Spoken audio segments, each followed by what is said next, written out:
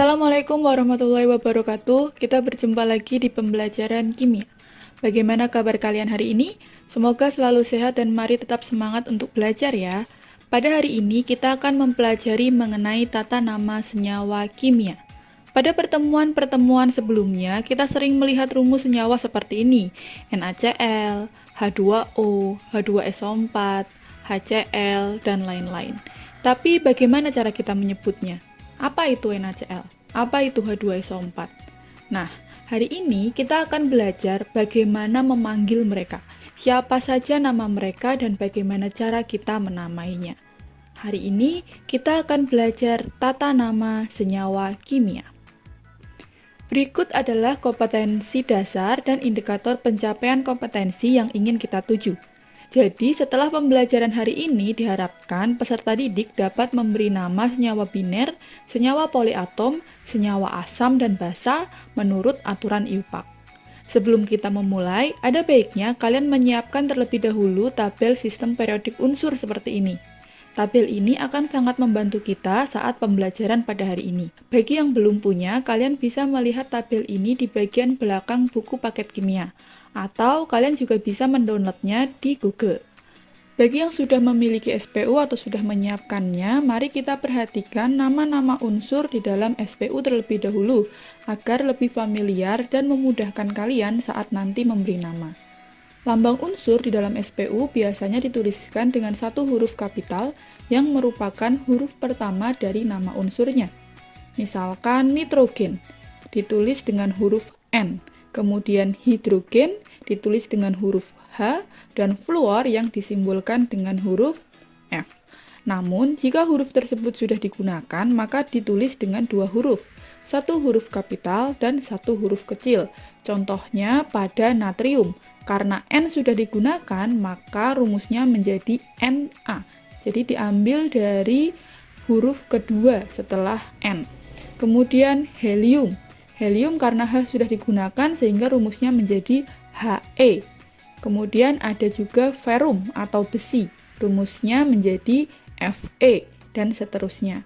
Nah, untuk nama-nama unsur ini kalian bisa perhatikan terlebih dahulu agar nanti lebih familiar saat memberi nama.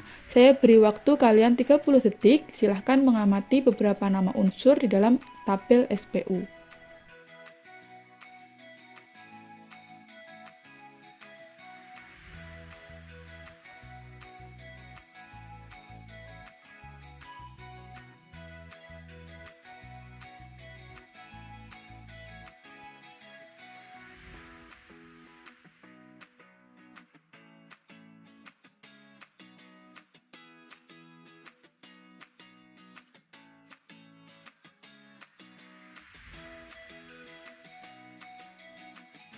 Baik, sudah ya. Nanti kalian bisa mengamatinya lagi agar lebih terbiasa dengan nama-nama tersebut. Sekarang mari kita mulai untuk menamai nama senyawa kimia. Tata nama senyawa kimia. Untuk mempermudah, tata nama senyawa akan kita kelompokkan ke dalam 4 jenis. Tata nama senyawa biner, senyawa poliatom, senyawa asam dan basa, serta senyawa organik. Yang pertama, tata nama senyawa biner. Senyawa biner artinya senyawa yang terdiri dari dua jenis atom saja. Misalkan di sini ada MgCl2. Ini kan hanya ada dua atom ya, yaitu Mg dan Cl saja. Nah, inilah yang kita sebut senyawa biner. Untuk senyawa biner seperti ini yang perlu diperhatikan apakah unsurnya terdiri dari logam dan non-logam atau non-logam semua. Jika unsurnya terdiri dari logam dan non-logam alias senyawa ion, maka perhatikan apakah logamnya adalah logam golongan A atau logam golongan B. Jika logamnya adalah logam golongan A, maka tata namanya adalah sebutkan nama logamnya lebih dulu, lalu nama non-logamnya, kemudian diakhiri dengan ida. Contoh, MgCl2, Mg magnesium, Cl klor, ditambah ida klorida. Maka nama dari MgCl2 adalah magnesium klorida. Seperti itu. Jadi sebutkan logamnya, non-logamnya diakhiri ida. Nah, namun Jika logamnya adalah logam dari golongan B, maka kita harus menghitung biloks logamnya terlebih dahulu. Karena urutan tata namanya adalah nama logamnya, kemudian diberi biloks, lalu nama non-logamnya, dan diakhiri dengan ida. Contohnya, FeO. Fe atau besi adalah logam golongan B, maka kita perlu menghitung biloksnya. FeO adalah senyawa netral ya, jadi Fe ditambah O sama dengan 0. Pada pertemuan sebelumnya kita tahu bahwa bilangan oksidasi oksigen adalah negatif 2, sehingga Fe ditambah O sama dengan 0, Fe ditambah negatif 2 sama dengan 0, sehingga negatif 2-nya pindah ruas, Fe-nya menjadi positif 2. Jadi biloks Fe di sini adalah positif 2. Sehingga nama dari FeO adalah Fe atau besi, kemudian biloksnya 2 ditulis dengan angka Romawi di dalam kurung setelah logamnya, kemudian O, oksigen tambah ida, oksida. Jadi FeO adalah besi 2 oksida. Jadi sampai di sini bisa membedakan ya. Jika logamnya A, silahkan langsung disebutkan nama logam dan non-logamnya, lalu diakhiri dengan ida. Contohnya tadi magnesium klorida. Tapi jika logamnya adalah logam B, maka kita perlu mencari biloksnya. Jadi biloksnya nanti akan ditulis di dalam kurung seperti ini dengan menggunakan angka Romawi. Misalnya pada besi 2 oksida. Seperti itu. Sedangkan untuk senyawa biner kovalen yang terdiri dari unsur non-logam, penamaannya menggunakan awalan sesuai dengan jumlah unsurnya. Jadi, jumlah unsur pertama ditambah nama unsur pertama, lalu jumlah unsur kedua diakuti nama unsur kedua, dan diakhiri dengan ida. Misalnya, jika jumlah unsurnya 1, maka nanti harus diberi awalan mono. 2, di, 3, tri, 4, tetra, 5, penta, 6, heksa, dan seterusnya. Misalkan pada CO2. C di sini karbon, jumlahnya 1. Walaupun di sini C jumlahnya 1, kita tidak boleh menamainya monokarbon loh ya. Karena awalan mono tidak boleh untuk unsur pertama. Jadi cukup disebut karbon saja. Mono bisa ditambahkan jika unsur tersebut di unsur kedua misalnya. Namun jika unsurnya di unsur pertama, mono tidak boleh di depan. O, oksigen, jumlahnya 2. Karena jumlahnya 2 diawali dengan di. Kemudian nama senyawanya diakhiri dengan ida, sehingga namanya menjadi dioksida. Oleh karena itu, CO2 namanya adalah karbon dioksida. Contoh lagi, N2O5. N nitrogen. Di sini N-nya ada 2, maka diberi awalan di, sehingga namanya dinitrogen. Kemudian O, oksigen. Oksigennya ada 5, maka diberi awalan penta. Lalu kemudian diakhiri ida, sehingga namanya menjadi pentaoksida. Jadi N2O5 namanya menjadi dinitrogen pentaoksida.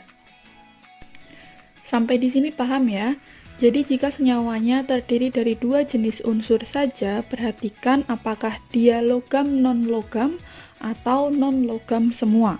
Jika logam non-logam, perhatikan apakah logamnya A atau B. Jika A, sebut apa adanya, jika B disertai biloks, dan jika unsurnya non-logam semua, maka diberi awalan sesuai dengan jumlahnya, seperti di, tri, tetra, dan seterusnya.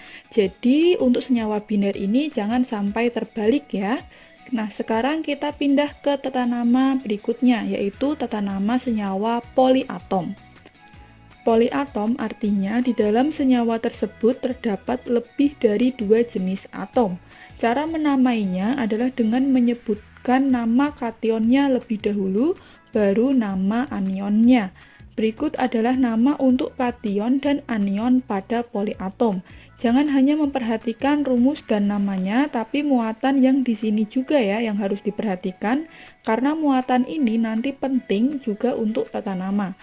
Contoh kation poliatom adalah NH4+ atau amonium namanya.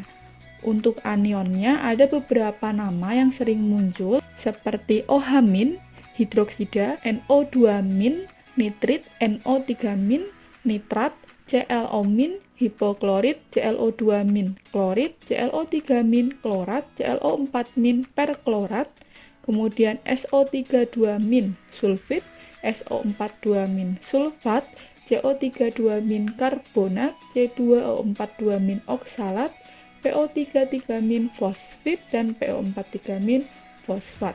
Ini adalah beberapa nama anion yang sering muncul di dalam soal-soal. Dalam tata nama senyawa poliatom tidak harus kation dan anionnya poliatom semua.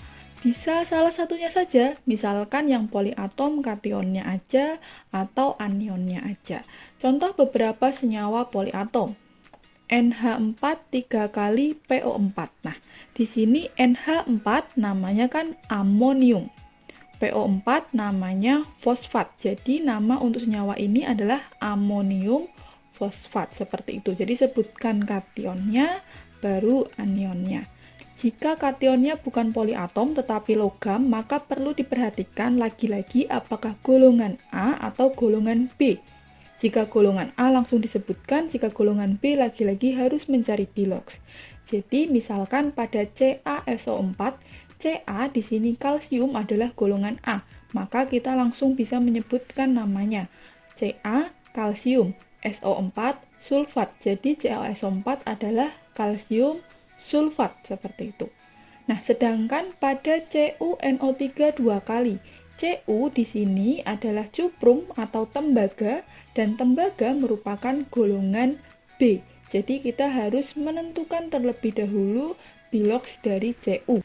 CuNO3 2 kali adalah senyawa netral, berarti Cu ditambah 2NO3 sama dengan 0. Tadi di tabel NO3 itu muatannya -1. Nah, muatan inilah yang kita gunakan.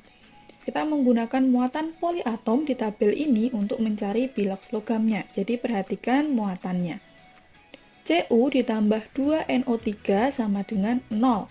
NO3 muatannya -1, sehingga Cu ditambah 2 dikali -1 sama dengan 0.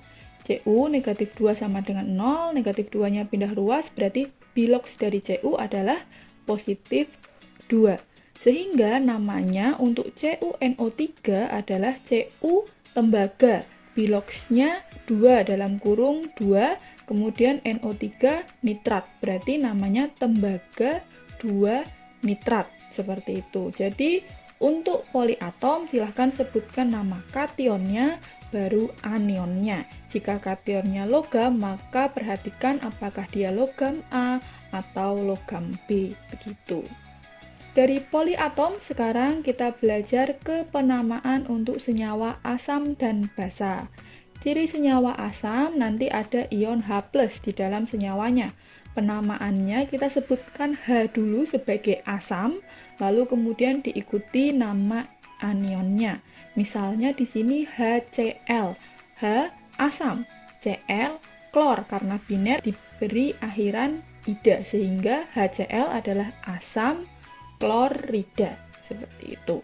Kemudian H2SO4, H asam, SO4 sulfat, maka namanya asam sulfat. Nah, begitu. Jadi H-nya diganti asam. Kemudian sebutkan nama anionnya. Jika biner dikasih akhiran ida, jika poliatom sesuai dengan nama poliatomnya.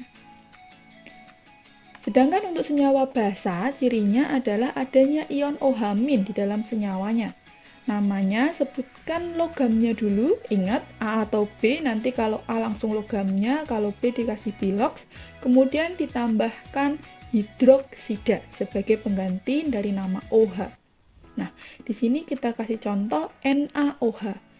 Na adalah logam A, namanya natrium, OH hidroksida. Jadi NaOH natrium hidroksida, seperti itu. FeOH2. Fe di sini ferrum atau besi merupakan logam B, jadi harus dicari bilogsnya lebih dahulu. FeOH2 adalah senyawa netral, maka Fe ditambah 2OH sama dengan 0. OH tadi di tabel muatannya -1, Sehingga Fe ditambah 2OH sama dengan 0, Fe ditambah 2 dikali min 1 sama dengan 0, Fe min 2 sama dengan 0, berarti Fe positif 2. Berarti di sini biloks Fe atau besi adalah positif 2. Sehingga nama dari FeOH2 menjadi besi, kemudian biloksnya 2, lalu hidroksida. Besi 2 hidroksida. Yang terakhir adalah tata nama untuk senyawa organik. Untuk tata nama senyawa organik akan kita pelajari lebih dalam di kelas 11 dan 12. Jadi pada pertemuan kali ini kita hanya akan mengenal beberapa saja terlebih dahulu. Misalnya untuk golongan hidrokarbon ada CH4 untuk metana, ada C2H6 untuk etana, kemudian pada alkohol ada CH3OH untuk metanol, C2H5OH etanol, dan juga ada beberapa senyawa organik lainnya seperti CONH2 2 kali, urea, C6H12O6, glukosa, C12H22O11, sukrosa, kemudian ada juga CH3COH, asam asetat atau asam cuka. Nah, ini adalah beberapa nama senyawa organik yang sering kita ketemui di dalam kehidupan sehari-hari maupun di dalam latihan soal. Setelah kita belajar memberikan nama, sekarang mari kita balik. Bagaimana cara menuliskan rumus kimia dari nama senyawanya? Oke, kita langsung belajar dari contoh soal saja ya. Contoh, tentukan rumus kimia dari senyawa berikut. 1. Natrium sulfida. 2. Besi 3 sulfat. Dan yang ketiga adalah fosfor triklorida. Nah, untuk menentukan rumus kimianya, maka kita terlebih dahulu harus mengetahui simbol dari setiap unsurnya. Misalnya di sini adalah natrium sulfida. Natrium simbolnya adalah Na. Sulfida dari kata sulfur ditambah ida, berarti ini sulfur. Sulfur itu simbolnya adalah S, benar. Jadi ada Na dan S. Nah, untuk menuliskan rumusnya, kita harus tahu dulu berapa muatan dari masing-masing unsur tersebut. Nah, mari kita ingat kembali tentang hubungan muatan dan golongan ya. Di sini, jadi, jika dia golongan 1A, nanti muatannya positif 1, 2A positif 2, dan seterusnya. Na atau natrium adalah unsur dari golongan 1A, maka muatannya positif 1.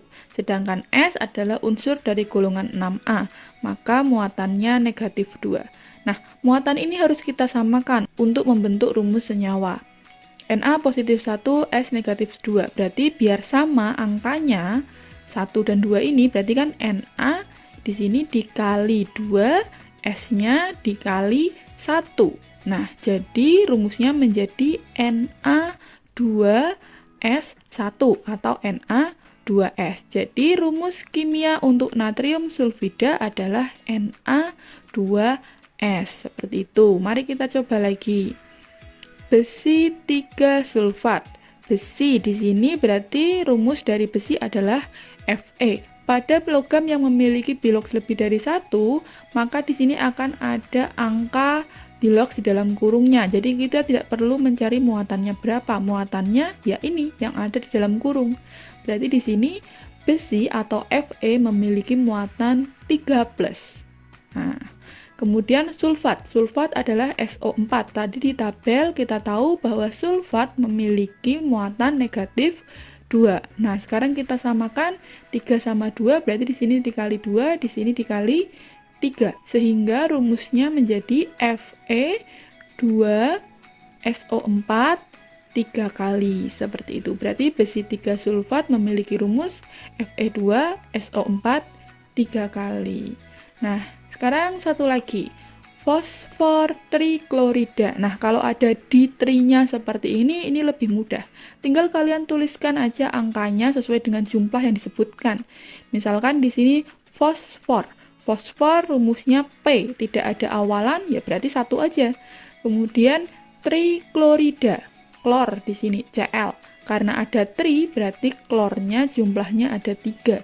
Sehingga fosfor triklorida berarti rumusnya P Cl3. Seperti itu. Untuk lebih memahamkan lagi tentang tata nama senyawa kimia, mari kita kerjakan bersama latihan soal berikut ini. Tentukan hasil senyawa dari ion-ion berikut. Yang pertama, Ag+ plus Cl-. Untuk menentukan rumus senyawa, tipsnya adalah samakan muatan dari tiap-tiap atomnya. Di sini Ag positif 1, Cl negatif 1. Karena sama-sama 1, berarti kita tidak perlu menyetarakan. Langsung saja ditulis Ag Cl karena sudah setara. Nomor 2, Fe3+ plus O2-. Fe di sini memiliki muatan 3+, O memiliki muatan 2-, berarti kan berbeda. Nah, ini harus kita samakan. Caranya dengan mengalihkan biar sama. 3 sama 2 biar sama, berarti di sini dikali 2, di sini dikali 3. Nah, seperti itu. Sehingga hasilnya Fe2O3. Kemudian Al3+ SO3 2-. Nah, berarti hasilnya di sini 3, di sini 2, berarti kita samakan, di sini dikali 2, di sini dikali 3, biar sama kan, sama-sama 6 kalau gini. Nah, berarti hasilnya Al2 SO3 karena poliatom kita tulis pakai tanda kurung seperti ini, kemudian 3 kali. Seperti itu. Tentukan nama senyawa berikut. Untuk menentukan nama senyawa, maka kita tentukan terlebih dahulu apakah dia senyawa biner atau poliatom. Di sini CaCl2, berarti hanya ada 2 atom saja, yaitu Ca dan Cl, berarti ini senyawa biner. Kalau biner nanti diakhiri dengan ida ya. Nah, untuk senyawa biner kita harus melihat dulu unsur pertama logam atau non-logam. Ca di sini adalah logam. Kemudian kita juga harus menentukan apakah dia logam A atau logam B. Ca di sini adalah logam golongan 2A. Karena Ca adalah logam golongan A, maka kita hanya perlu menyebutkan namanya secara langsung, tanpa perlu diberi biloks atau tanpa perlu diberi awalan apapun. Ca namanya kalsium, kemudian Cl namanya klor, kemudian dikasih akhiran ida. Berarti CaCl2 namanya kalsium klorida. Yang kedua, Fe2O3. Sama, ini ada 2 unsur, berarti ini biner, nanti diakhiri ida lagi. Kemudian Fe di sini logam. Logamnya logam golongan B. Nah, karena logam golongan B, berarti kita harus tahu dulu Fe di sini biloksnya berapa. Fe2O3 senyawa netral, berarti di sini 2Fe ditambah 3O sama dengan 0, kan gitu. 2Fe, O itu minus 2, berarti 3 kali min 2 sama dengan 0. 2Fe, 3 kali min 2 min 6 sama dengan 0, berarti 2Fe sama dengan plus 6. Fe-nya plus 6 bagi 2 positif 3. Nah, ini berarti biloksnya. Biloks Fe positif 3. Sehingga nama dari Fe2O3 adalah Fe di sini besi. Karena biloksnya positif 3, berarti kita kasih biloks dalam kurung 3. Kemudian O oksigen ditambah ida, berarti oksida. Kemudian nomor 3. PCl5. Di sini juga ada 2 atom lagi, berarti ini biner. P di sini adalah unsur non-logam. Berarti nanti untuk non-logam kita harus membeli awalan sesuai dengan jumlahnya. P namanya fosfor. Kemudian Cl namanya klor, tambah ida klorida. Karena ada 5, berarti kita beri awalan penta, diakhiri ida. Jadi nama dari PCl5 adalah fosfor pentaklorida, seperti itu. Nomor 4, di sini ada lebih dari 2 atom, yaitu ada Cu, ada O, ada H. Berarti di sini adalah poliatom.